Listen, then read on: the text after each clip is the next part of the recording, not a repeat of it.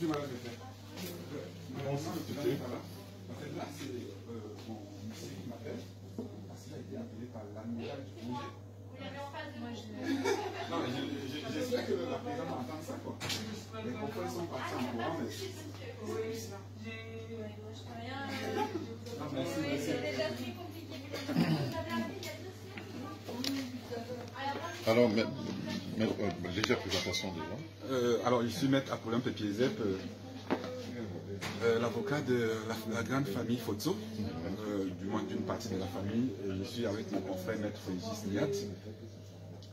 Oui, alors donc moi je suis maître Frégiste Bernard Niat, avocat au barreau des Hauts-de-Seine, et nous intervenons donc pour la grande majorité des membres de la famille de M. Fotso, et nous souhaitons dans cette affaire que les obsèques de ce grand homme qui a été M. Fotso se fassent dans la dignité et se fassent de sorte que tous les enfants, ils sont près de 120, puissent assister aux cérémonies d'enterrement de leur papa.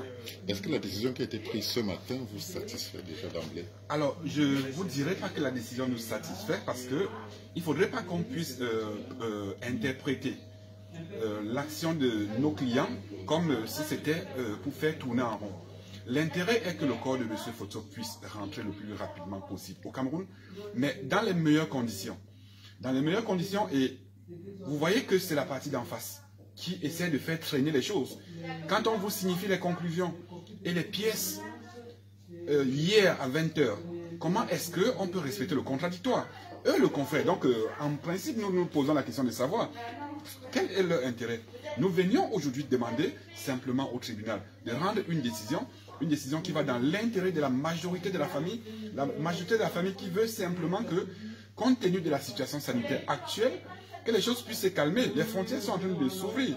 Et là, le corps du patriarche, de M. Fotso Victor, qui n'est pas n'importe qui au Cameroun, pourra rentrer dans les bonnes conditions. Que les enfants qui sont partout dans le monde puissent se déplacer facilement, parce que nul n'a le droit d'interdire à un enfant d'assister au deuil de son père. Et c'est ce qui est en train de vouloir se passer. Et oups, vous avez un coup de fil qui, comme quoi, la dépouille semble être au niveau du budget.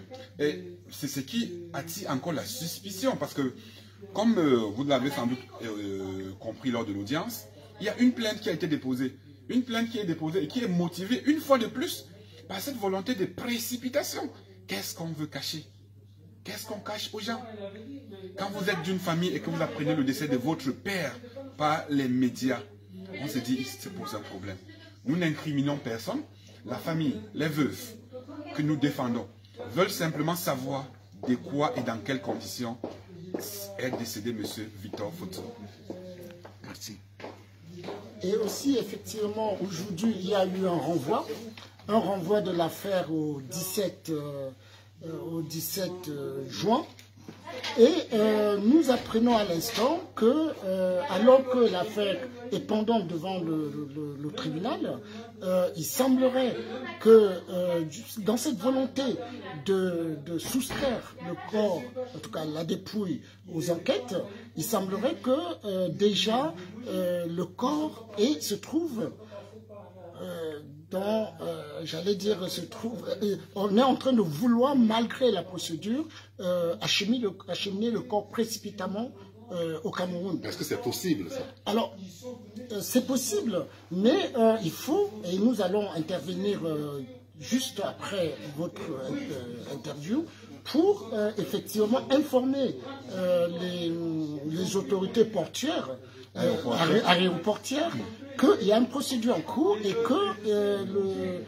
qu'il faut prendre toutes mesures pour que la justice puisse suivre son cours. Et après, effectivement, comme on vous l'a indiqué, le but n'est pas de faire obstruction à l'enterrement ou d'obstruction au départ du corps, mais simplement nous disons, ne nous précipitons pas, prenons le temps de laisser faire la justice et d'organiser, parce que nous, le problème, c'est que on laisse quand même un peu de temps aux enfants de M. Fotso pour pouvoir prendre les dispositions et assister à l'enterrement de leur papa.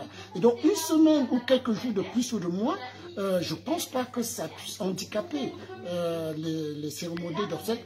Encore que, aujourd'hui, au Cameroun, alors que M. Victor Fotso mérite des cérémonies d'obsèques nationales et voire internationales, aujourd'hui au Cameroun, on ne peut pas se réunir à plus de 50, alors que rien que sa famille ne peut pas, en tout cas dépasse déjà ce nombre. Donc nous demandons que cet homme, ce grand homme, puisse être enterré dans les conditions décentes et dans des conditions qui révèlent l'homme, le grand homme qu'il a été. Merci.